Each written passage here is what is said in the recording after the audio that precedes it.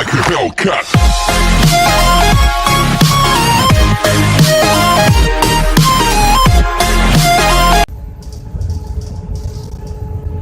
Hey you guys, this is Keegan feeding back for a video. So I'm watching this video about you gotta click that like button, click that notification button, click that subscribe button. And here we go. I was around 10 years old when this happened. Me and my two best friends and our parents were on a long vacation in Turkey, not very good as a photo. One night, me and my two best friends, who I'll call Tim and Phil for this video, were staying at Tim's room in the hotel while our parents were in the hotel restaurant. The room wasn't bad, actually all of our rooms seemed safe. At least we thought it was.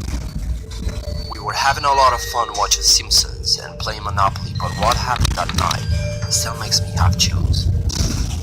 So it was around 1 a.m. and our parents were late. Phil looked at them through the window and said, "They're still in that stupid restaurant." "Yeah, they told us they'll come back until 11 p.m. I answered. Guys? Someone is knocking on the door. It's probably just room service," Phil said. Can we not open the door?" I said. I was pretty scared in that situation. I was only 10 and my friends were only 2 and 3 years older than me. So we were all pretty much defenseless children in the room. Tim, who was the oldest, answered, "Oh, come on, it's just room service." The guy on the other side of the door said, "Hello. Can you please open the door?" When he said that, we were all scared. In a couple of minutes of silence, he said in a louder voice, "Open the goddamn door!" I started crying because I knew he was in room service, because if he was, he would have talked in Turkish.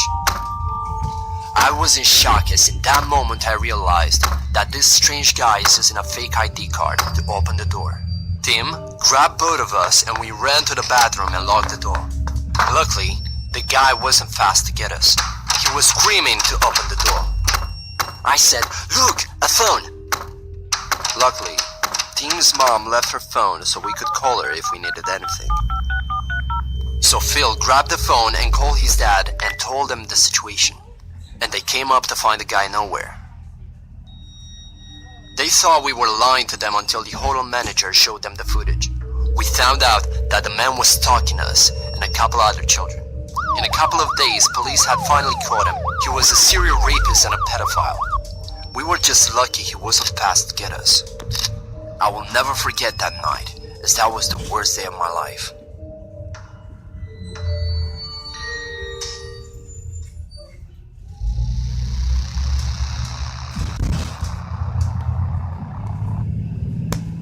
Okay, so that was a okay video, I guess.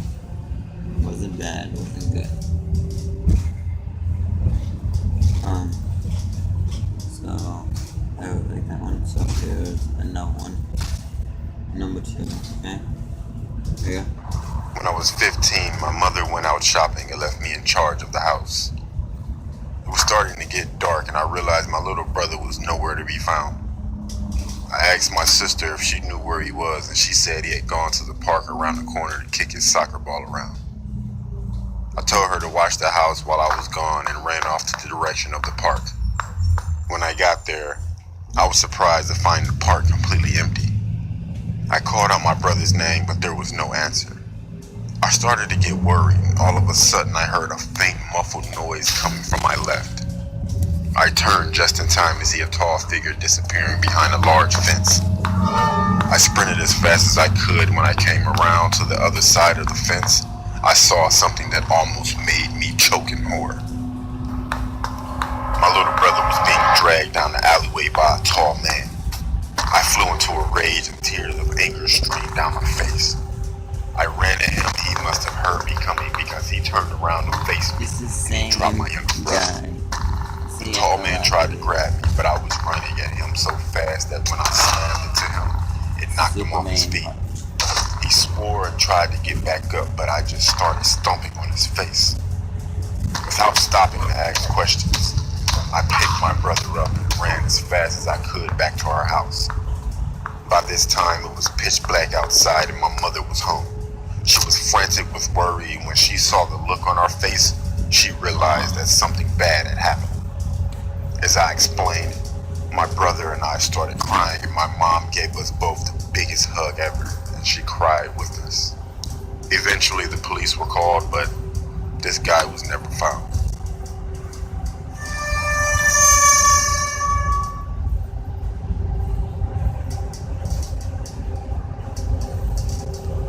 This story takes place when I was a junior high school student.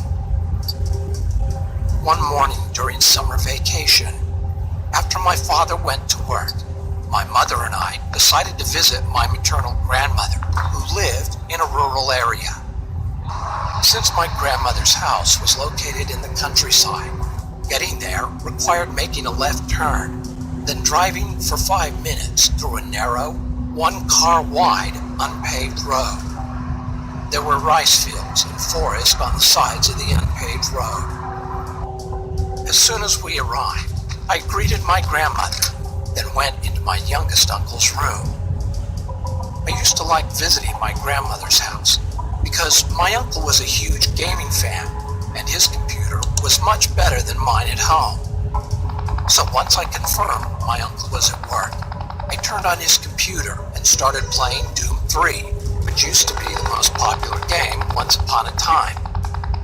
After playing the game for about an hour or two, my uncle returned from work. Upon his arrival, my grandmother asked him to take her grocery shopping, since my mother, my aunt, and I were visiting her house. So at about 7 p.m., they all drove to town to do some grocery shopping. I was super excited and waved goodbye to them. Since I think it is unnecessary to explain why I was excited, I'll just leave it.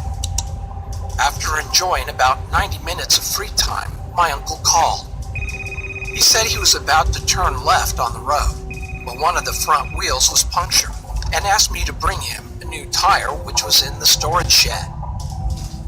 As I said before, after making that left turn, it took about 5 minutes to drive through a narrow, unpaved single-lane road to see my grandmother's house, but it took about 20 to 30 minutes on foot. Now that I think about it, it was quite scary to walk on that road, especially at night. It had no streetlights and was surrounded by rice fields and forest. It was almost 9 p.m., and that area got quite dark at about 8 because it was in the country. So to be honest, I was really scared, but not wanting anyone to know I was a coward, I decided to go. I grabbed the tire, left the house, and started walking along the unpaved road. I could see my uncle shining his car's headlights toward me. That said, he was still quite far away from me, and the headlights looked like 2 big yellow dots. I was a bit relieved knowing my uncle and family were on the other end of this road, but the night was dark, which deepened my fear. You know, when you walk in the darkness, your eyes adjust, and you start to see unclear shapes. I felt like I could see someone standing in the rice field, and someone sitting down, resting his chin on his hands, and looking at me through the bushes. I broke out in a cold sweat, and held my legs to keep them from shaking. It felt scarier than being alone on a pitch-dark night, and because of the fear and the delusion I had created, I remember feeling really dizzy. After walking for about 20 minutes, I looked towards my uncle's car and realized I was nearly there. Feeling happier, I rolled the tire faster. I rushed to hand over the tire to him as soon as possible, but saw something in front of me. I wasn't sure what it was because it was still a bit away from me, but it was something dark. Suddenly, I felt strange and slowed down. Since I wanted to determine what it was while still having some distance, I strained my head and neck trying to look carefully, but it was too dark. Although I was scared, I started to walk again, thinking nothing is going to happen because I have my uncle and family about 300 meters away.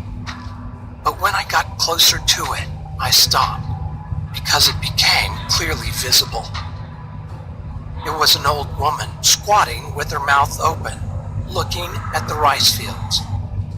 I could only see the side of her face, but my whole body shivered because her blank facial expression with her mouth open was now clearly visible in the darkness.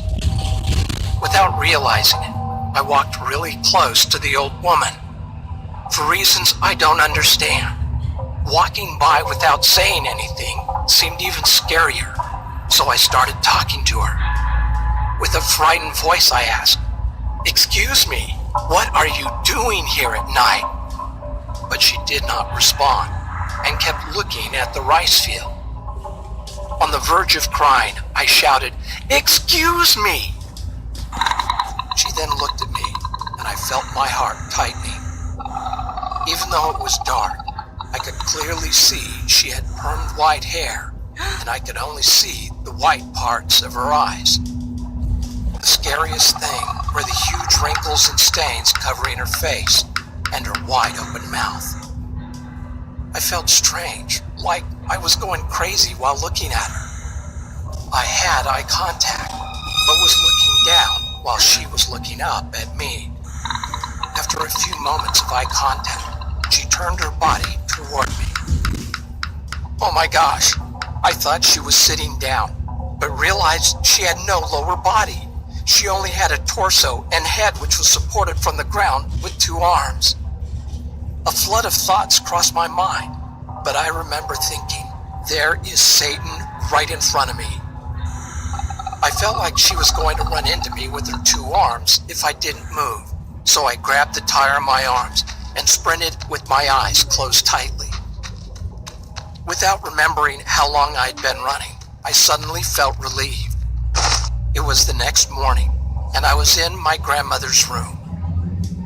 When I asked my mother what happened, she said she was waiting for me in the car and saw me sprinting with my head down, holding the tire in my arms, and suddenly fell off the road, causing my family to come out of the car in shock.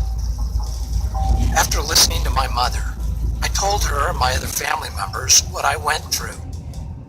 Thinking I had suffered a heat stroke, that evening my grandmother made me chicken soup. My uncle told me to stop playing horror games and wouldn't let me play Doom 3 anymore. From then on, I could only play a Star Wars racing game while staying at my grandmother's house. I still believe it was not a ghost that I saw that day. Alright. Goodbye, you guys. I have to go. So, I will do another video for you guys soon. So, click that like button, click that subscribe.